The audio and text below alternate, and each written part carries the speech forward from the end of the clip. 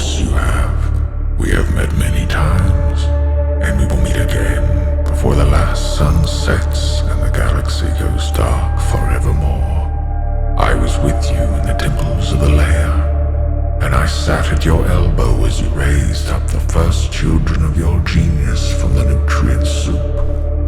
That you could not see me is no matter. I was there, and I saw you. Fabius felt a flicker of unease as the pale gaze pierced him through. The Chirurgeon twitched as if it shared his uncertainty. The Questor's smile was like a scalpel grating on bone, and he clapped again.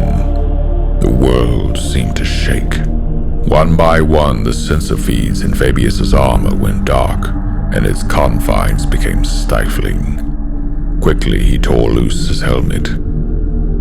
The air felt still and heavy, not from the expected atmospheric pressure, but instead, what? It was as if the world had somehow stopped in its rotation, and everything else had clattered to a sudden, irresistible halt. Fabius looked around. The red of the world had faded to a rusty haze, and the members of the Phoenix Conclave were as statues. Even Eidolon stood frozen in mid-gloat, and Alcanex still poised to spring. Fabius turned, his breath straining in his lungs and billowing like fog from beneath chapped lips. Sweat beaded and turned to ice on his face. He felt overtaxed, as if he'd run for days. "What have you done?" he demanded. His words fell flat, the echoes stifled at conception. "Some trick of witchery?" Nothing so crude. Merely a moment, stretched to its utmost. The Questor floated closer. To my perception, all time is thus. A collection of eternal moments, one leading into the next with infinite slowness. Why? This is the moment of testing. The moment your hearts are weighed against the Phoenix's feather. Are you not curious of the outcome? Not remotely. I know my worth, and I know my crimes. This court holds no jurisdiction over me. Fabius straightened, trying to slow his heart rate.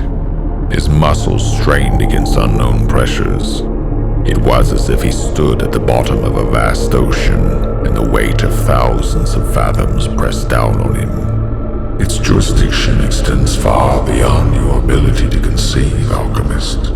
You have committed crimes of such monstrous elegance that even the gods themselves grow uneasy. Look, see, they sit in judgment of you.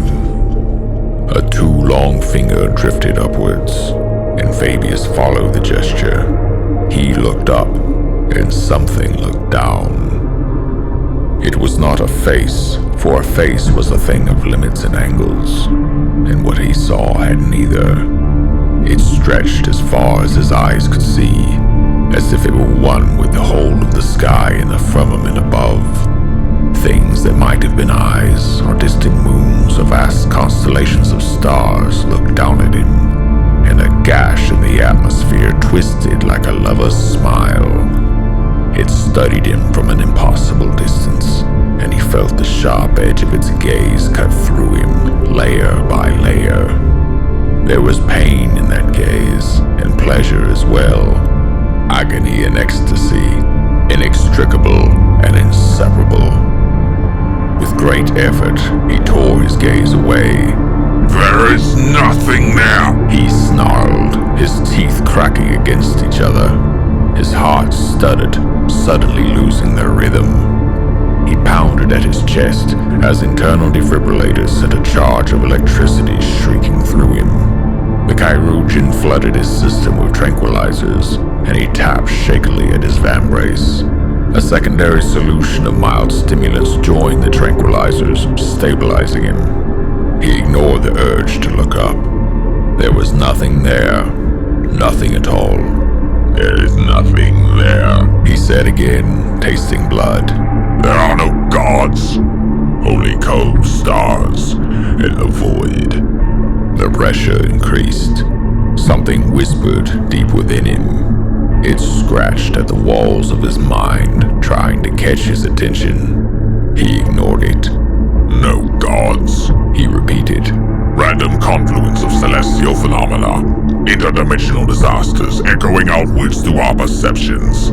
I think, therefore I am. They do not, so they are not. He met the Questa's blind gaze unflinchingly. Gods are for the weak. I am not weak. The Questa nodded expectantly. No,